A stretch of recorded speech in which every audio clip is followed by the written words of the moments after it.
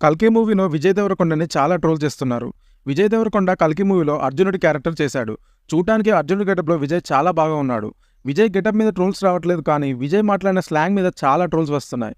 ఆ స్లాంగ్ ఆ పాత్రకి సూట్ కాలేదని, వేరే మాడ్యులేషన్‌లో డైలాగ్స్ చెప్పించాల్సిందని, అవసరమైతే డబ్బింగ్ చెప్పించినా పోయేదని చాలామంది అంటున్నారు. నాకు అనిపించినంత వరకు విజయ్ చాలా బాగా చేశాడు. కానీ అర్జునుడికున్న ఇంపార్టెన్స్ అందరికీ తెలుసు. ఎందుకో చాలామంది అర్జునుడిగా విజయ్‌ని జీర్ణించుకోలేకపోతున్నారు. అదే మెయిన్ ప్రాబ్లమ్.